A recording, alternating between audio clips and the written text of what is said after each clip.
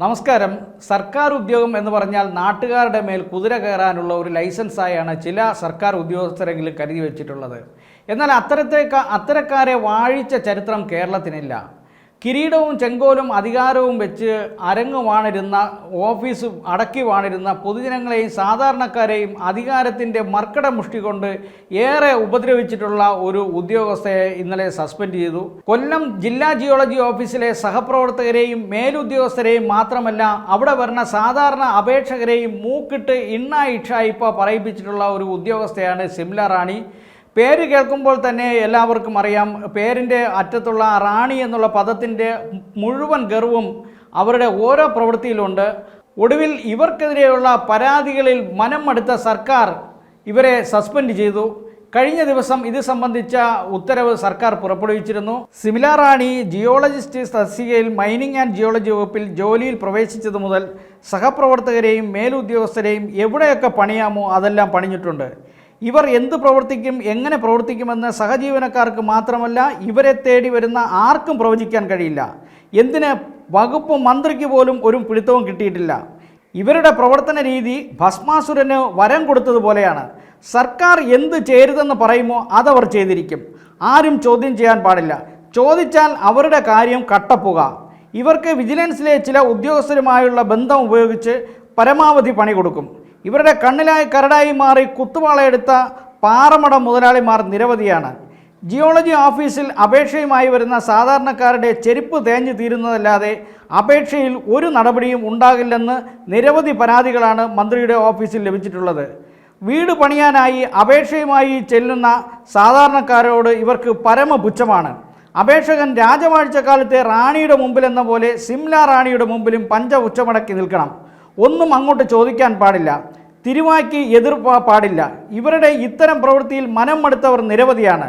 Geology അനുമതി വൈകിയത് കാരണം ഭവന വായ്പ നഷ്ടപ്പെട്ടവർ പോലുമുണ്ട്.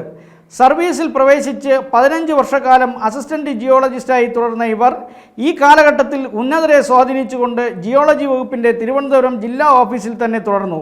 ഇതിനിടയിൽ 2 വർഷം മാത്രമാണ് പത്തനംതിട്ട ജില്ലാ ഓഫീസിൽ ജോലി ചെയ്തത്.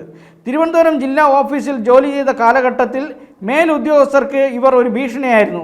ഇവരുടെ പരാതികളുടെ അടിസ്ഥാനത്തിൽ വിജിലൻസ് ഇടയ്ക്കിടെ പരിശോധന നടത്താറുള്ള ഈ ഓഫീസിൽ മേലുദ്യോഗസ്ഥർക്കെതിരായി മൊഴി നൽകി സഹപ്രവർത്തകരെ വിജിലൻസ് കേസുകളിൽ കുരുക്കി. ജിയോളജിയുമായി ബന്ധപ്പെട്ട വിജിലൻസ് അന്വേഷണങ്ങൾ നടത്തി വന്നിരുന്ന സർക്കിൾ ഇൻസ്പെക്ടർ റാബിയത്തിനെ സഹായിക്കാനായി മുൻ സർക്കാർ നിയോഗിച്ചത് സിംല റാണിയായിരുന്നു. 90 മുതൽ നടന്ന സംഭവങ്ങളുടെ ഉത്തരവാദിത്വം വിജിലൻസിനെ തെറ്റിദ്ധരിപ്പിച്ച് 2005 ശേഷം തിരുവനന്തപുരം ജില്ലാ ഓഫീസിൽ ജോലി ചെയ്ത ജിയോളജിസ്റ്റുമാരുടെയും ജിയോളജി ഡയറക്ടറുടെയും തലയിൽ കെട്ടിവയ്പ്പിച്ചു. അവരെയെല്ലാം വിജിലൻസ് കേസിൽ കുരുക്കി. ഇതോടെ നല്ല പിള്ള ചമഞ്ഞ ഇവർ ഏറ്റവും അധികകാലം തിരുവനന്തപുരം ജില്ലാ ഓഫീസിൽ അസിസ്റ്റന്റ് ജിയോളജിസ്റ്റായി ജോലി ചെയ്തു. ഇക്കാര്യങ്ങളിൽ സർക്കാർ അന്വേഷണം ആരംഭിച്ചെന്നാണ് സൂചന. ഒന്നും പുറത്തറിയാഞ്ഞതുകൊണ്ട് അഴിമതിക്കാരിയല്ലെന്ന മുദ്രയും ചാർത്തപ്പെട്ടു. ഗൃഹനിർമ്മാണത്തിന് വേണ്ടി മണ്ണ് നീക്കം ചെയ്യാൻ അനുമതി നൽകുന്നതുമായി ബന്ധപ്പെട്ട നിയമങ്ങൾ എന്തെന്നറിയാതെ ജിയോളജി വകുപ്പിന്മേൽ കുറ്റം കണ്ടെത്തിയ പാരിപ്പള്ളി പോലീസ് 2017 തിരുവനന്തപുരം ജില്ലാ ഓഫീസിൽ അന്വേഷണത്തിൽ എത്തിയപ്പോൾ അന്നത്തെ ഓഫീസ് മേധാവിയായിരുന്ന ജിയോളജിസ്റ്റ് ഡോക്ടർ സജികുമാറിനെതിരെ ഈ കാലഘട്ടത്തിൽ അസിസ്റ്റന്റ് ജിയോളജിസ്റ്റുമാരായിരുന്ന സിംല റാണിയും വീണ നായരും ചേർന്ന് മൊഴി നൽകി. ഇവരുടെ കളവായ മൊഴി പ്രകാരം ഈ സർക്കാർ ഉദ്യോഗസ്ഥനെയും ഷോണി എന്ന മിനറൽ റവന്യൂ ഇൻസ്പെക്ടറെയും ജയിലിലടച്ചു. ജിയോളജിസ്റ്റ് ഡോക്ടർ സജികുമാറിനെതിരെയുള്ള പോലീസ് അന്വേഷണവുമായി ബന്ധപ്പെട്ട് സജികുമാർ സ്ഥലം പരിശോധിച്ച ഫയലുകൾ എല്ലാം എടുത്ത് ജിയോളജി ഓഫീസ് ഒഴിവുള്ള ദിവസങ്ങളിൽ പോലീസിന് കൈമാറി അവരെ തെറ്റിദ്ധരിപ്പിച്ചു. ഇതനുസരിച്ച് കേസുകൾ ഒന്നിനു പുറകെ ഒന്നായി വന്നു.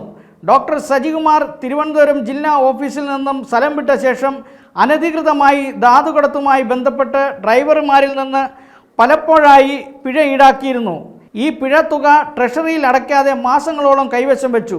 2 വർഷങ്ങൾക്ക് ശേഷം നടന്ന AG ഓഡിറ്റിൽ ഇത് കണ്ടുപിടിച്ചു. വിജിലൻസ് അന്വേഷണമായി. എന്നാൽ വിജിലൻസിനെ അവർ തെറ്റിദ്ധരിപ്പിച്ചു.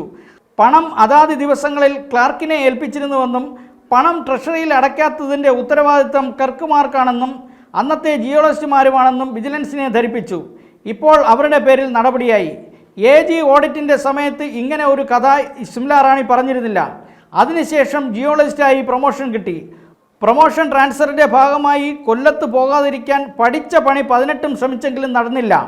അതിനുള്ള പക അങ്ങാടിയിൽ തോറ്റതിന് അമ്മയുടെ നെഞ്ചത്ത് എന്ന പോലെ കൊല്ലത്തെ പാവപ്പെട്ട ജനങ്ങളോട് പെരുമാറിയതോടെയാണ് ജിയോളജിയിലെ കിരീടമില്ലാത്ത റാണിയായ സിംല റാണിയുടെ കസേര തെറിച്ചത്.